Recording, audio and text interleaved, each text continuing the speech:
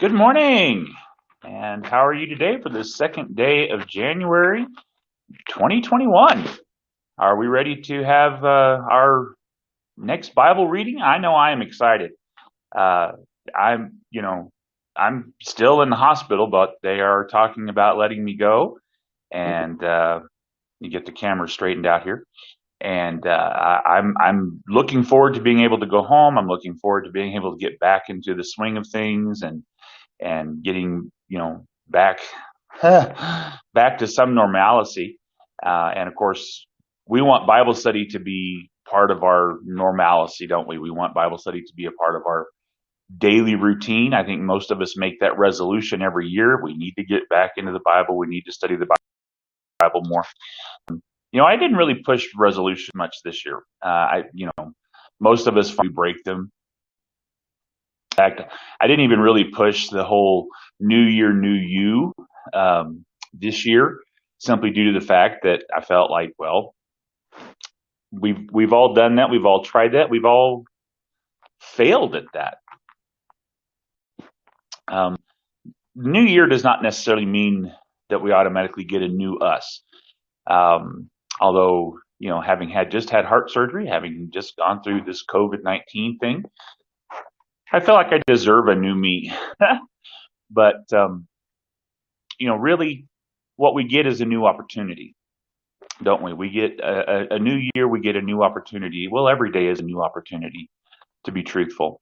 Every day is a new start that we have to make a difference. So we don't have to wait for a new year. We don't have to wait for a calendar change to make this realization happen. We just need to just start every day with a conscience decision to say, I'm going to make something happen. I'm going to do something different and make a choice. We're making a choice this year to read the Bible through, and we're inviting you to come along with us. We want you to read with us. We've posted already the scriptures that we're going to be reading today. We're reading Genesis chapter 4 through chapter 6, which I know sounds like a lot of reading, but it's actually quite interesting, engaging. Kind of gives us some of the background leading up to Noah and to the flood. And then, of course, we're going to be reading Matthew chapter 2. So we're going to be getting a little bit of the Old Testament, a little bit of the New Testament, which we try to do. And then, of course, we'll be engaging at some point with the Psalms, the Proverbs, and some of the prophets as we continue on, which is going to get really exciting as the year progresses and we bring it all to a close, just as we did if reading through the Bible last year. We brought literally the book of Revelation, the book of Zechariah, Malachi, and all of that. We just, it's like all come together at the end in, 2020. Oh, wow. Felt like we were literally reading the playbook as it was unfolding. But, so the reading the Bible through every year is certainly exciting and challenging. And if you're like me and you like to read it through in different versions. Now we're reading through the NLT this year. We may read through in a different version next year, but you read through whatever version you'd like to read through. That's not an issue. You read along with us. That's why we post the chapters beforehand, so that way you can read it through in the chapters and the verse in the version that you would like to read it through. And then if there's the conversation, discussion that you'd like to have about maybe the differences between what your version says versus what we read on the live stream, you make the comments down below, and then we get to have that discussion. We get to see how that carries out, what thought processes are brought out because of that, and how that variance and how that change has bearing, how it literally makes something have weight and importance. So we want to engage in conversation. We want to engage in discussion. So if you have questions, if you have comments, and if it ties into a previous day's reading, That's even better because that lets us know that you've been with us for several days. You've been paying attention and you know what's going on and you're following along and you're engaging in the track of thought that is carried on. So without further ado, we've already been jabbering now for a few minutes. Let's go ahead and let's get straight into scripture. So again, beginning in Genesis, we're beginning in Genesis chapter 4. And so that's where we'll be reading. So follow along as we hope that the live stream will continue to stick with us. We had some trouble yesterday with it cutting out on us, but hopefully today it will stay with us. And hopefully not freeze up. We've been having trouble with it freezing up as well. But here we go. Genesis chapter 4. Adam had relations with his wife Eve, and she conceived and gave birth to Cain and said, I have gotten a man with the help of the Lord. Then she gave birth again to his brother Abel. And Abel was a keeper of flocks, but Cain was the tiller of the ground. In the course of time, Cain brought an offering to the Lord of the fruit of the ground. Abel also brought the firstborn of his flock and of their fat portions. And the Lord had respect for Abel and his offering, but for Cain and for his offering he did not have respect. And Cain was very angry, and his countenance fell. The Lord said to Cain, Why are you angry? Why is your countenance fallen? If you do well, shall you not be accepted? But if you do not do well, sin is crouching at the door. It desires to dominate you, but you must rule over it. Cain told Abel his brother, and it came about that when they were in the field, that Cain rose up against his brother Abel and killed him. The Lord said to Cain, Where is Abel your brother? And he said, I do not know. Am I my brother's keeper? And then he said, What have you done? The voice of your brother's blood is crying out to me from the ground. Now you are cursed from the ground which opened its mouth to receive your brother's blood from your hand.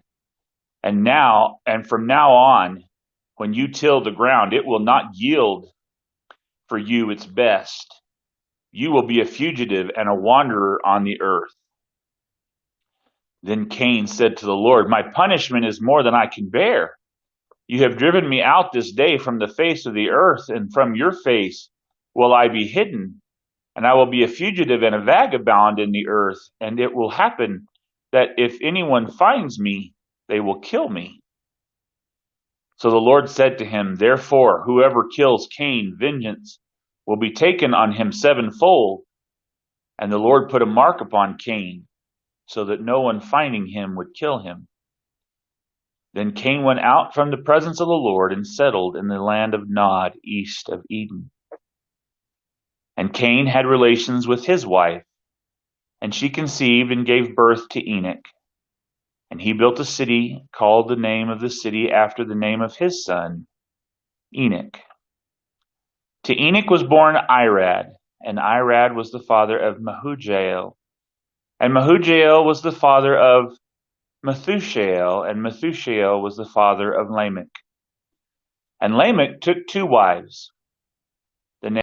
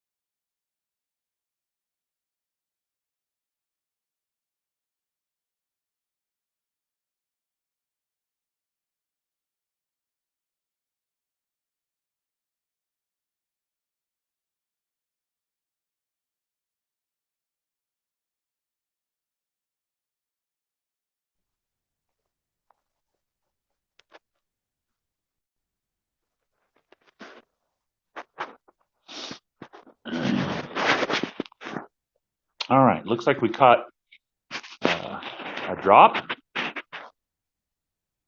right as we were entering into that last chapter. So hopefully we're back up and live again.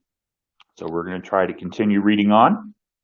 I do apologize for these technical drops. I don't know, like I said, I don't know if it's the app. I don't know if it's the internet. I don't know if it's might even just be my phone. I normally do these kind of live streams from my laptop, which, I think is a little more reliable, but, when you're not at your laptop at home, you have a tendency to do what you can with what you have. So, let's continue reading. I think we had just started into, chapter 6, so we'll pick up from there.